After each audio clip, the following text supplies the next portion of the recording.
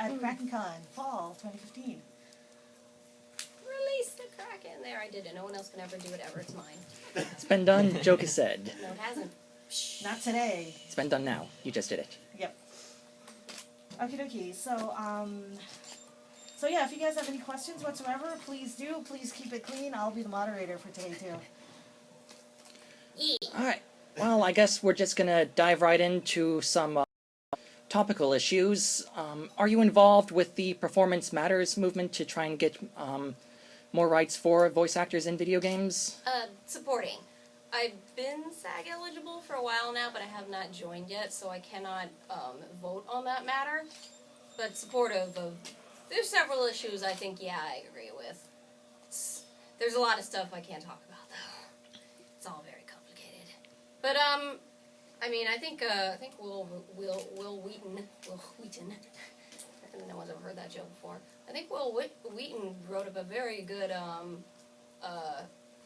post about it that explained it pretty well, that I sort of was like, yeah, I agree with that, yeah. Like, yeah, he pretty much covered everything. I thought it was very thorough. I was like, yeah, he's got it all down. That's pretty much what it is. But that's worth reading, because I think he hit all those points pretty well. And speaking of voice acting and video games, you voice Jinx in League of Legends, who is one of the most popular characters in the game from everything I've seen. And I had to confirm that for myself, because I was sort of like, I literally Googled, like, what's the most played LoL character? And I was like, oh, Jinx. Okay, cool. So it's confirmed. I'm like, all right then. And what do you think? Oh, speaking of Jinx. Hi there. And so, what do you think it is that makes the character so appealing to both cosplayers and gamers? She's very different from a lot of the LoL characters, and I think people like that sort of chaotic neutral sort of alignment. If I may go there, because she's not chaotic evil. I don't see that, but she is definitely a chaotic alignment. I'm gonna go with probably neutral, just because she does what she wants to do for fun. And I think people like, if you like characters like Harley Quinn and whatnot, people see that kind of character. And she's fun. I like characters who like what they're doing, whether it's horrible things or not, so I think I'm not the only one who thinks that way.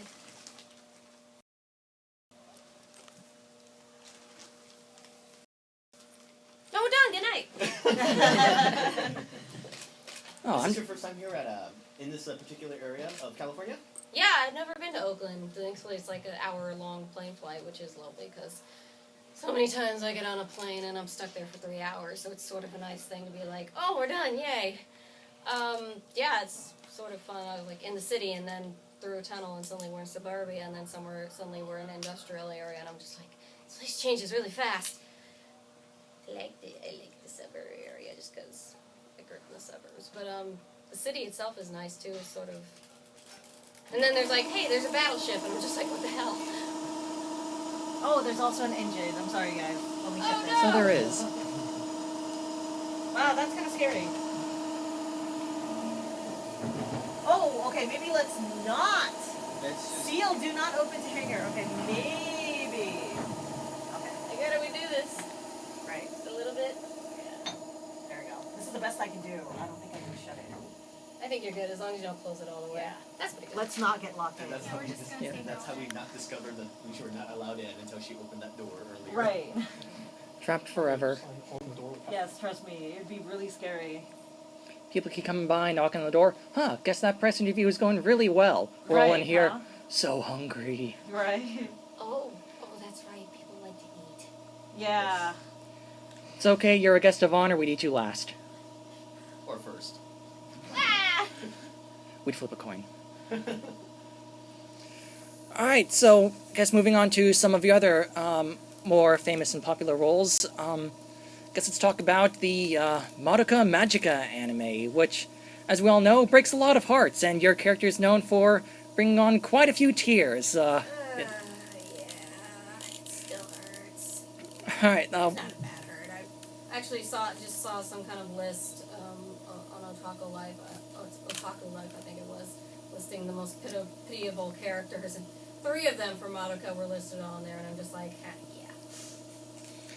yeah. Why don't you tell us a little about that experience, about just being a part of that anime? What was it like? Oh, I was just, God. Like, I knew that was a big thing in the anime world at the time, because it was still very new, but I'd heard buzzes about it. So I was sort of like, okay, cool. And when I got to audition for it, I'm sort of like, that was like, I didn't get many auditions at that time, so I was like, wow, this would be cool to get. So I auditioned for 3 characters, and I got Sayaka, and I was just like, alright, awesome. And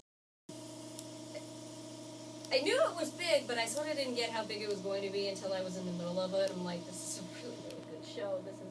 I get now what people are talking about, because I had to go do my homework first, and I'm like, holy crap. So, yeah, and that was my first big anime role, too, so that was gonna remember that in a special place in my heart. It makes me happy and set my heart full. Well, for the most part, until episode 7 and 8. But yeah, and I love the character and I love the show, and it was really awesome to get that break fairly early in my career that sort of helped me get recognized.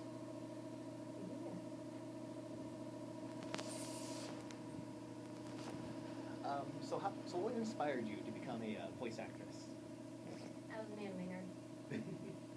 I mean, at first it was sort of just that thing of, I'm only going to dub anime and nothing else, and then I sort of realized, well, if you want to be a voice actress as opposed to just someone who's dubbed an anime, you need to do more homework, and you need to realize there's more than just anime out there, because there is a difference. I think someone wrote that thing. It's like, do you want to be in an anime or do you want to be a voice actor? There is a difference. So yeah, I sort of worked on it more and did some studying and learned about all the other different areas, because I realized, yes, I did want to be a voice actress, because dubbing is awesome, and it is my first love in terms of voice acting, and I love it to death. And I'm always jonesing to go back and do it more when I'm not doing it. But I realize there's a lot of other areas of voiceover that I really do like too, and even the ones I don't like, it's sort of like, this is a career, and sometimes you have to do the less interesting things to do your job. So I think you can find fun in anything if you try. So I don't know, I haven't done industrials yet, and I understand that's like some of the most boring stuff you can do in voiceover. So I'm not sure. What's industrial? Industrials are, I'm just curious. So. it's sort of like that really dry stuff, I guess, like there's industrials explaining medical terms and about the medical industry, and I know people have had to figure out how to say like super complicated like medical terms and diseases and stuff for an industrial. It's very, very informational, very straight stuff. And I understand that can be pretty boring. Are there a lot more jobs that way? I don't know about a lot more. I think there's lots of jobs in all areas. It just depends on what you're good at. Like me, I don't think I'd be good at industrials, because I don't think I have the right kind of voice for it. Okay. But there's some people who do have a very good voice for it, but maybe they're not very good at like character work. It sort of depends, you know. I know there's voice actors you don't even know, like you would never know their name, but they are probably making like 5 times more than I will ever make in my lifetime doing commercials, just doing voiceover for commercials. Yeah. But no one will ever know their names for the most part, because we don't tend to look those names up. Sorry, it's me. That's okay. No, there's the engine's loud, so. Okay. How has The sign is very misleading. How has the fan community been to you so far in your time going to conventions as a guest? Very nice, and I'm sort of surprised actually how decent the internet and fans have been to me, just in terms of the fact of that it is the internet. I mean, I have a lot of I have other voice actor friends who, you know, get panned for whatever reason, which is normal, you know, like, oh, you weren't as good as the Japanese, and oh, you were terrible in that, and oh, I don't like the way you sound, and I do see that, but I feel like I don't see eat as much as a lot of other people tend to, and I don't know why that is. Like maybe I'm just lucky and I tend to fly below the radar for some reason. I don't know. I mean, one of the first things maybe I'm just okay with it because one of the first things I did when they finally announced I was the voice of Sayaka and they released that first trailer, I deliberately went over to 4chan to see what they were saying about me. Because I figured if I can handle what they say, I can handle just about anything. Hello. This is the press conference. What? This is the press conference room. Okay, so Okay, I just get, go to the screen and go in. Yeah, go. Yeah, we're duplexing a lot of the rooms. That's fine. My apologies. I was like, there's something What was I saying? Oh, right. Yeah. So 4chan. and yeah, it was just that standard. I mean, also because I still cringe at that interview video we did because I had not put on proper makeup and I put on a shirt that they knew it would be, and I was like, ew, I look awful compared to everyone else, and they're like, I think there was a comment on YouTube that was like, she looks like a cat lady, and I'm like, aw, Hodor. But I looked at all the negative words and just dumped all those words, and I'm like, okay, I'm fine with that. Because it's like, in the end, it's like, it's not personal. It's just the way the internet works. They can say terrible things about you, and you're just like, well, I know that's not personal because you don't know me, so, okay. It's like, it's sort of like, it's like, sadness, my pride, but then I'm like, whatever, back to work. So, but otherwise, yeah, I don't tend to find it. I'm still wondering if, like, maybe I don't have haters because I'm not relevant yet, and when I finally get a really big hater, they're like, yay, relevancy, but, yeah, I don't know, it's weird.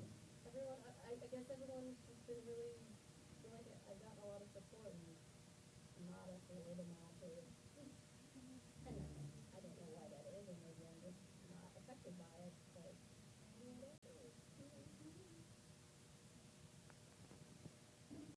And, 5 minutes. Alright, then, are there any roles that you've done that we haven't discussed yet that really stick out to you or meaningful to you as an actor? Well, I love Natalia from Working on the Night, so that was the first lead I got in the game. It's actually my first lead ever at that time. Yeah. And so I was really psyched about that, and I've been eyeing that game for a while too, and I love the idea of that character. Because one, I got to stay in my lower register for once, instead of having to go high and pitch, which is something I don't really get to do. And two, she was a horrible person, which was fun in text play, like really horrible person, like trigger warning, trigger warning, trigger warning, trigger warning, all through the game, Oh wow. I think most people figure out if they wanna keep playing that game within the first chapter. And people understand why. If you play that game, you understand what I'm talking about. But yeah, that was great, and that was sort of a special thing because I love that. Sorry for the interruption, guys. And Lisbeth was pretty special just because it was really exciting. Like, that show